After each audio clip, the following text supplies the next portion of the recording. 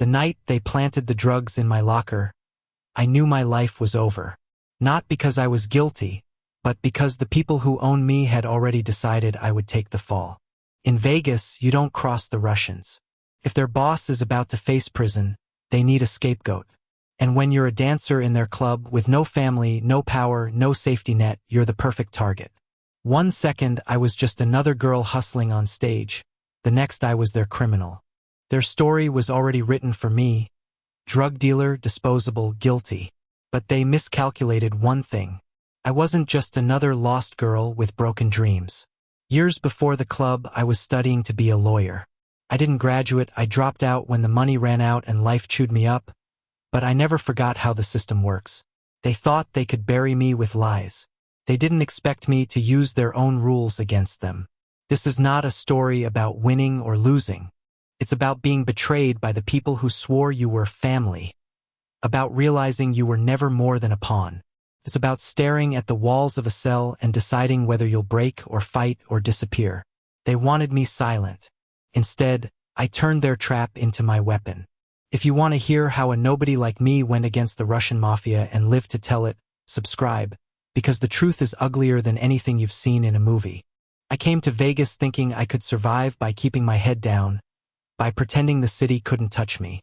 Everyone who moves here tells themselves that lie at first. You see the lights, the money, the promises that maybe you'll get your break, maybe you'll escape the hole you crawled out of. I didn't come for dreams of stardom. I came for money. I was broke. My student loans were stacked on top of me, and the idea of finishing law school had already slipped away. Dancing at a club sounded like temporary work, a way to scrape enough cash together to breathe. That's how it starts for a lot of girls. The club I landed in wasn't just another Vegas joint. It was polished enough on the outside, but inside it ran on fear. The men in charge weren't managers in suits. They were Russians who barely tried to hide who they were. Everyone knew the whispers, mafia, organized crime, the kind of men who didn't ask twice. They called themselves businessmen, but the way they looked at us, the way they handled money, you could feel it. They controlled every breath in that building. At first, I told myself I didn't care. I would just dance, take my tips, leave. I avoided conversations, kept my locker neat, and never asked questions. Some of the other girls tried to befriend them, laugh at their jokes, pretend they had power. I thought that made them stupid. I thought I was smarter for staying quiet. But silence doesn't protect you. It makes you invisible, and invisible people are easy to use. The first real crack in my illusion came when one of the dancers vanished. We called her Liza. She had been there longer than me, always a bit too mouthy, always testing how far she could go. One night, she didn't show up for her shift. Her things were still in her locker, her apartment was empty, and nobody asked questions. That was the rule, you didn't ask. If someone disappeared, you just acted like they never existed. It sat in my stomach like poison, but I swallowed it down and kept working. Weeks later, I noticed the cops showing up more often. Not inside, but outside, sitting in unmarked cars, pretending to blend in. The Russians noticed too. They stopped drinking in the VIP rooms, stopped laughing. Meetings happened behind closed doors, and the tension filtered down to us. We weren't told anything, but you could feel the panic in the air.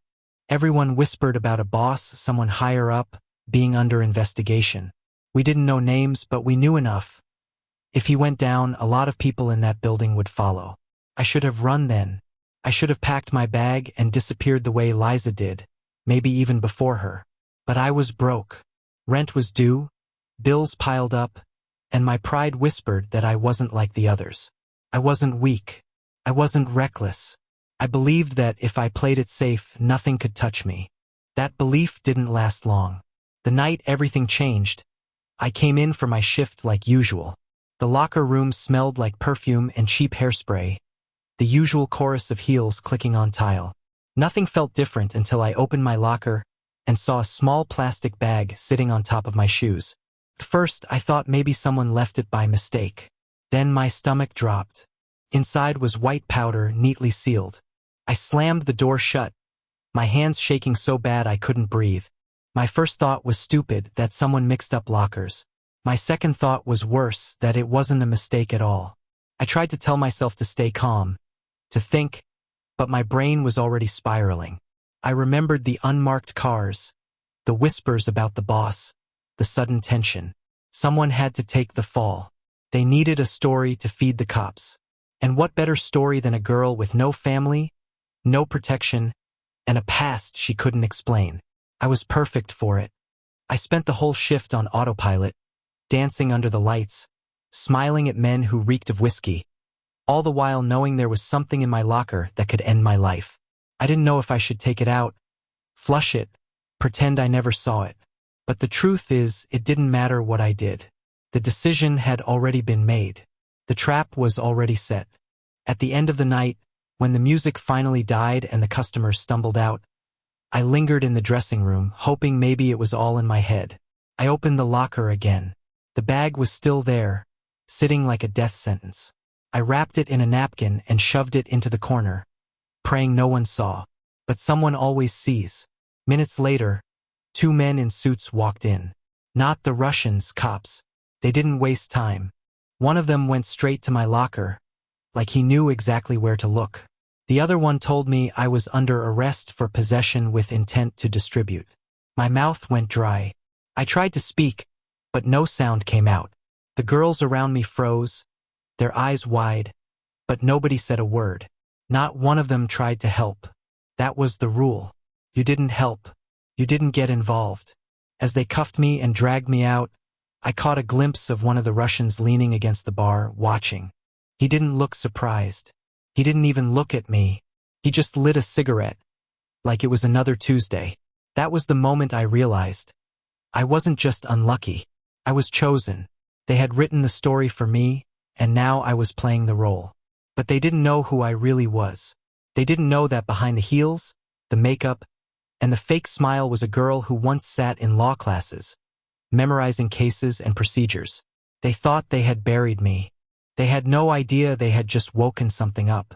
The ride to the station felt longer than it was. The cuffs dug into my wrists, the plastic smell of the back seat mixed with the sour stink of old vomit, and I stared at the metal grate between me and the cop in the front. He didn't look at me once. I kept replaying the moment in the locker room, the bag, the way the officers walked straight to it like they already knew. There was no investigation, no accident. This wasn't discovery. This was delivery. When they booked me, it was fast, like they'd done it 1,000 times. They rattled off charges. Possession with intent to distribute, trafficking, conspiracy. Words meant to scare, to crush. I felt small standing there barefoot, my makeup smeared, my hair a mess from the cuffs. But behind the panic, my brain tried to click into the old rhythm. Intent to distribute meant they'd claim I wasn't just holding it, I was moving it. Trafficking meant someone higher had to be involved. Conspiracy meant they could tie me to whoever they wanted. It was a chain, and they were hooking me at the bottom. In the holding cell, the air was thick with sweat and bleach. A drunk woman snored on the bench. Another one muttered to herself in the corner. I sat on the cold concrete and tried not to shake. I thought about calling someone. But who? My parents hadn't spoken to me in years. Friends? They'd already drifted away when I started dancing. I had no one. That was exactly why I was chosen.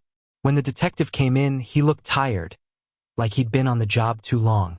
He tossed a folder on the table and stared at me across the metal. He didn't yell, didn't threaten.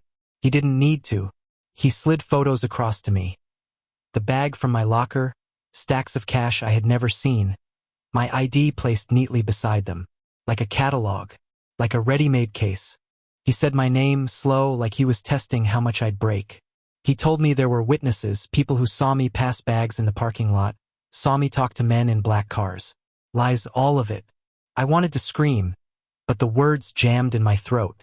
Instead, I focused on his wording. Witnesses. Anonymous. Convenient. Too convenient. I told him I wanted a lawyer. The look in his eyes shifted. Not anger, more like curiosity. Like he hadn't expected me to know my rights. Most girls in my shoes would have cried, begged, confessed. But I'd sat through enough lectures to know silence was a weapon. He didn't push. He just packed up the photos, told me I was making it worse for myself, and left me in the fluorescent hum. Hours stretched. The jail food sat untouched. I thought about the Russians. I thought about the one at the bar with the cigarette, his face blank like I didn't exist. That was the worst part. Not the cops, not the cell, but realizing I was less than a person to them. Just a piece on the board they could move or remove. By the time they moved me to general population, the panic had burned down to something colder.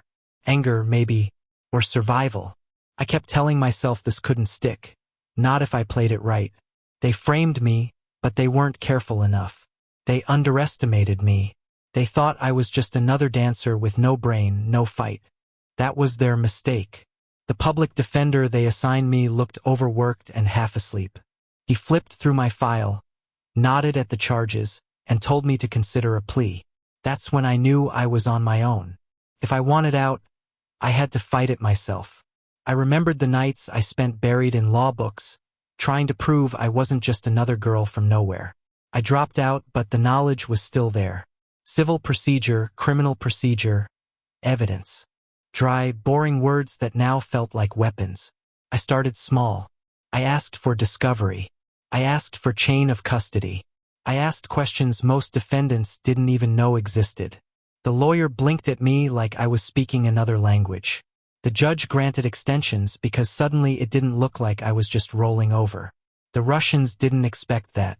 Word must have reached them fast because within days, things started to shift.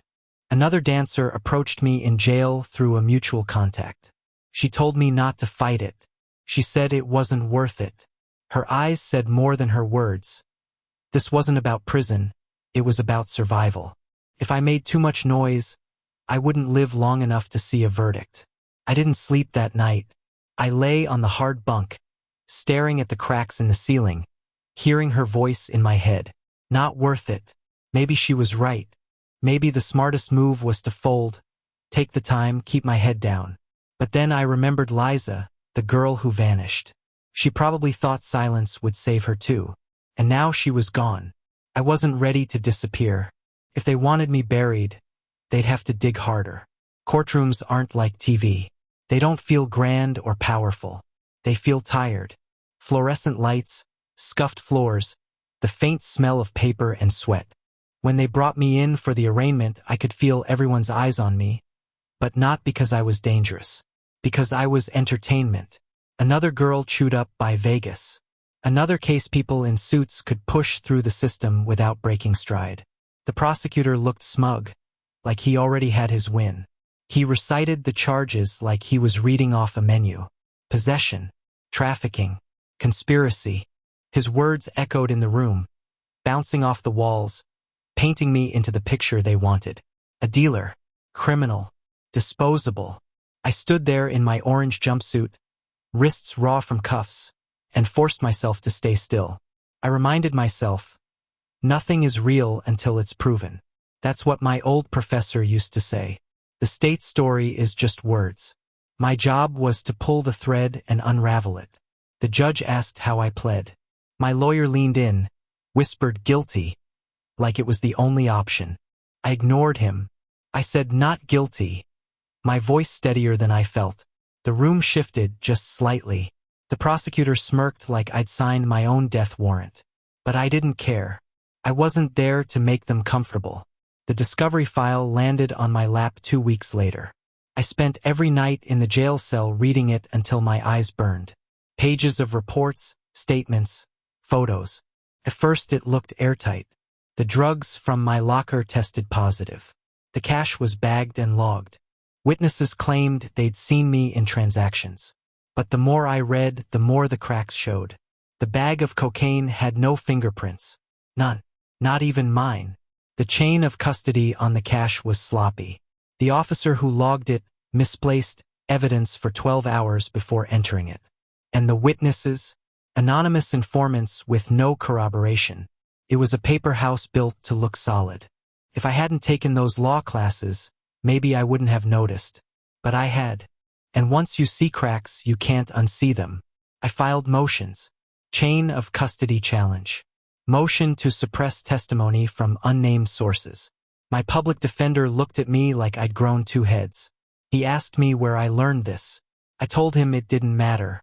What mattered was that the state had built a story with glue and duct tape, and I wasn't going to let them bury me with it. Word must have traveled back to the Russians again, because I started to feel eyes on me. Even in jail, you can feel it when someone wants you quiet. A note slipped under my food tray. No signature, just 3 words, "Stop or die." My stomach turned cold, but I didn't tell anyone. What would I say? That the people who owned the club were watching me? Everyone knew that. Nobody would save me. The first pretrial hearing felt like stepping into a war. The prosecutor argued I was a risk, a trafficker who endangered the community. I stood up and pointed out the gaps. My lawyer barely spoke. I spoke for myself. The judge didn't like it, but he couldn't ignore the facts.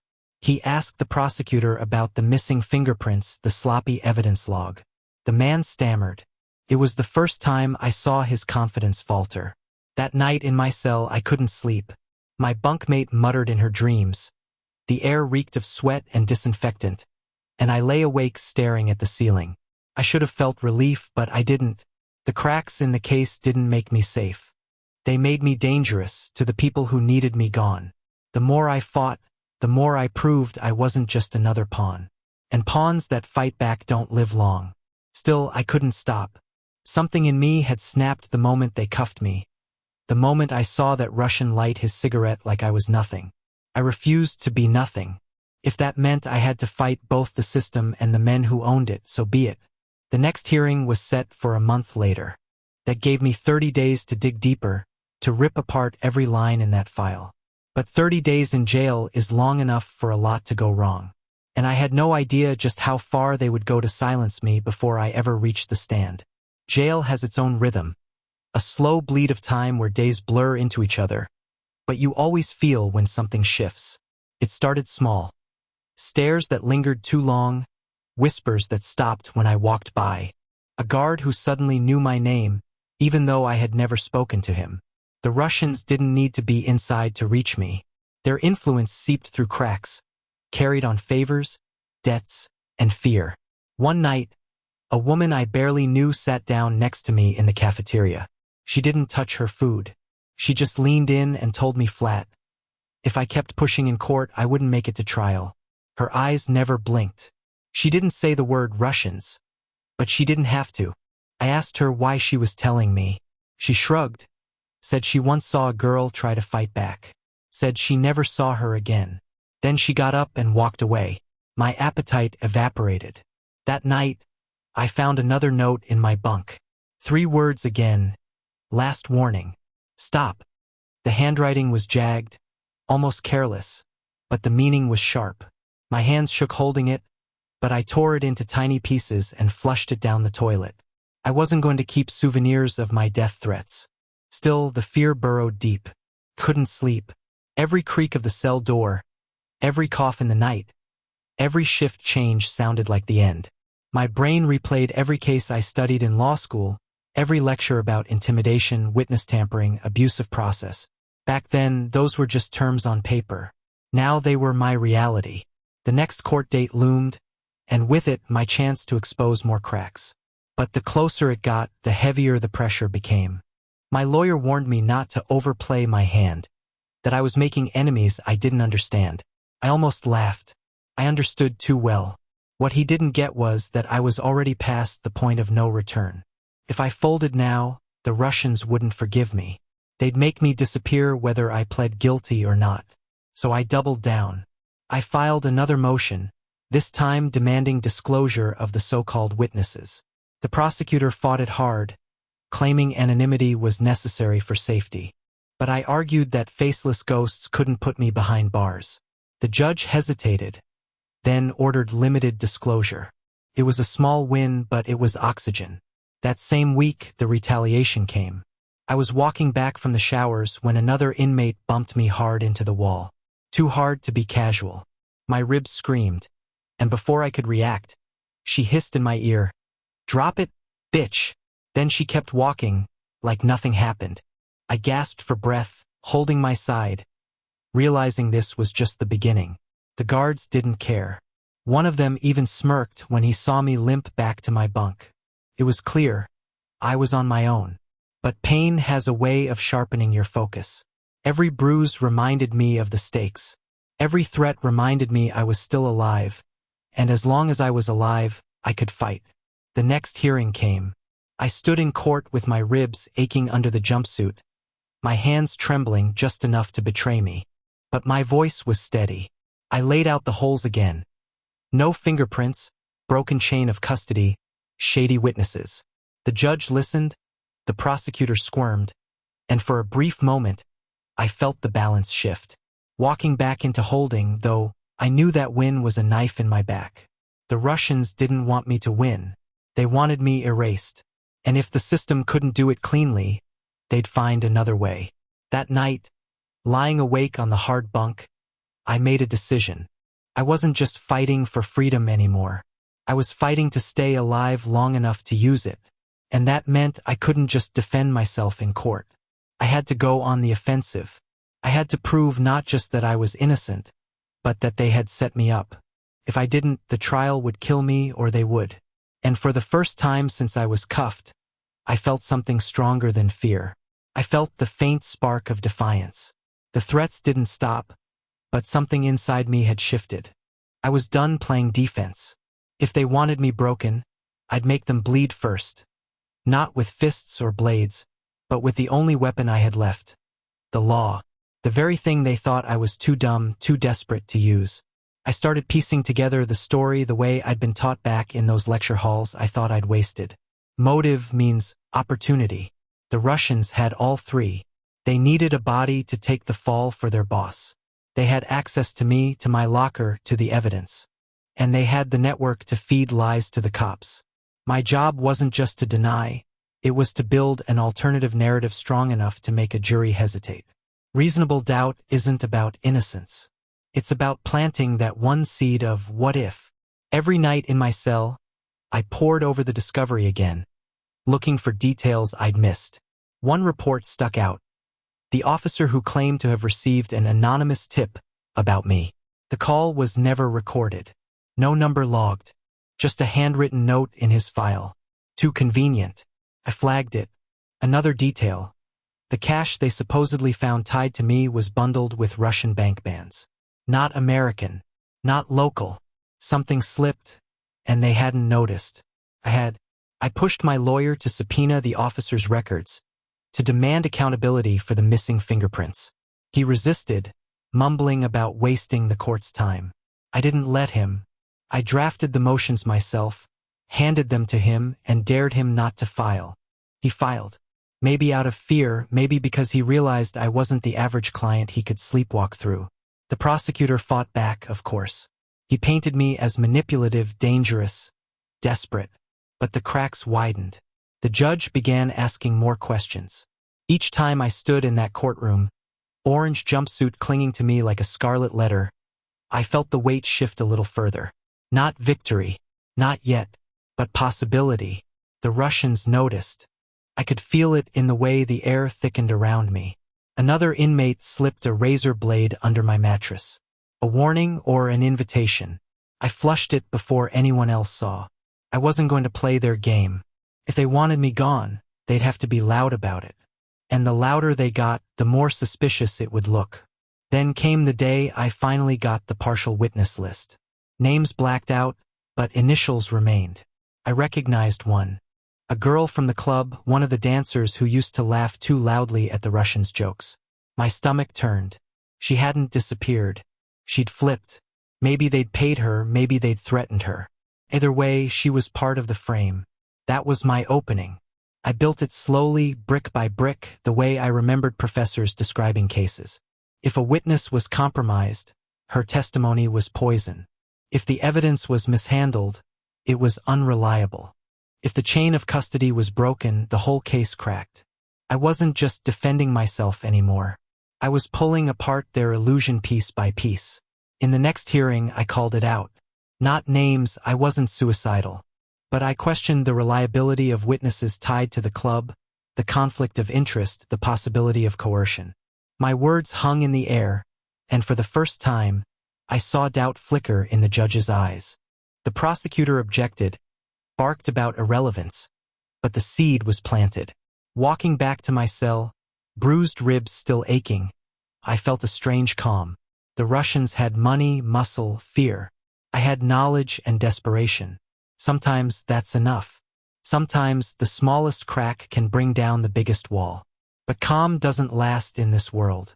That night, a guard woke me at 3 a.m. Said I had a visitor. No lawyer, no family, I had neither. They brought me to a small room. The glass between us was scratched, the phone on the wall buzzing faintly. On the other side sat one of the Russians. Not the boss, not the man with the cigarette, but close enough. His suit was sharp, his eyes flat.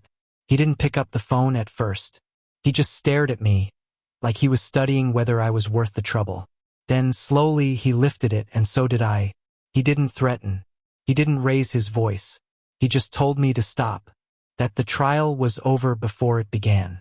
That I was nothing but noise, and noise gets silenced. His calm was worse than anger. It felt like he was already certain of how and when I would vanish. I didn't answer. I just held his stare, my hand trembling around the phone. Finally, I said the only thing I could. See you in court. His mouth twitched, maybe a smirk, maybe a warning. Then he hung up and walked out. The guard led me back to my cell. My heart hammered so hard I thought it would split me open. But under the terror, something else burned. Rage. They wanted me quiet. They wanted me erased. But I had already survived longer than they expected. And now I had one goal left. Not just to walk free, but to drag their lies into the light. Even if it killed me, the trial stretched like a rope pulled to breaking. Each day felt like a fight inside a cage, except the cage was the courtroom, and the weapons were words, papers, and procedure. The prosecutor painted me as a cunning dealer who used her job at the club as a front. He paraded the drugs, the cash, the witnesses. To the jury it looked neat. Too neat. Like a movie script. But I wasn't just sitting there waiting to be slaughtered. I fought. I attacked every weak spot I could find. No fingerprints. Sloppy evidence logs.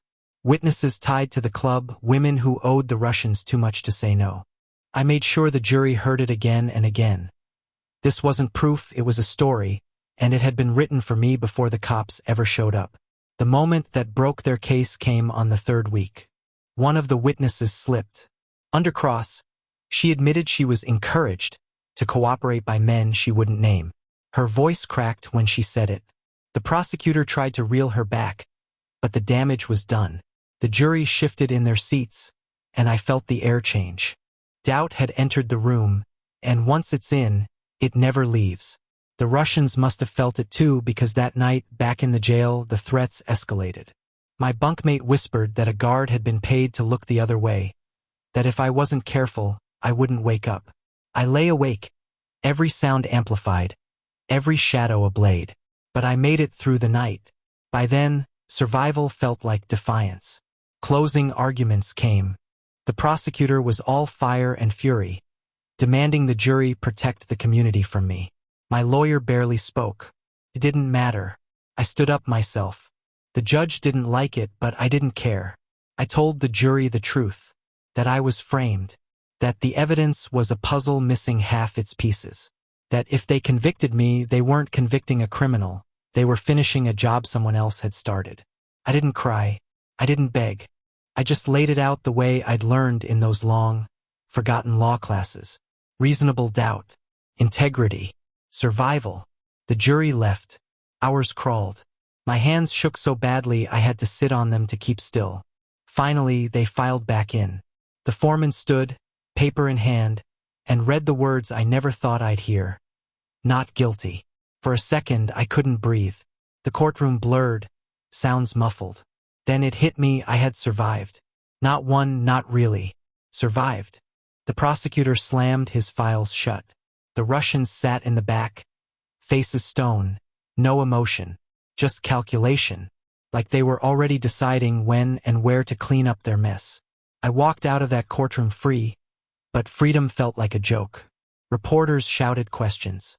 Cameras flashed. But all I could think about was the cigarette smoke in that club, the Russian leaning at the bar the night they cuffed me, watching me disappear like trash.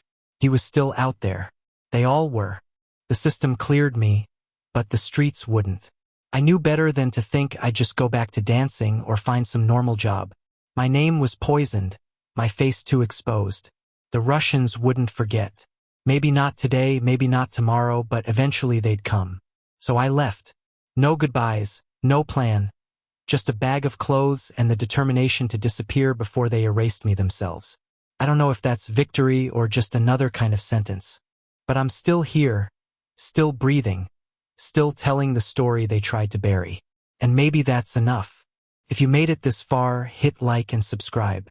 Because stories like this, the ones nobody believes until they happen to you, they don't end with clean credits. They keep going whether you're ready or not.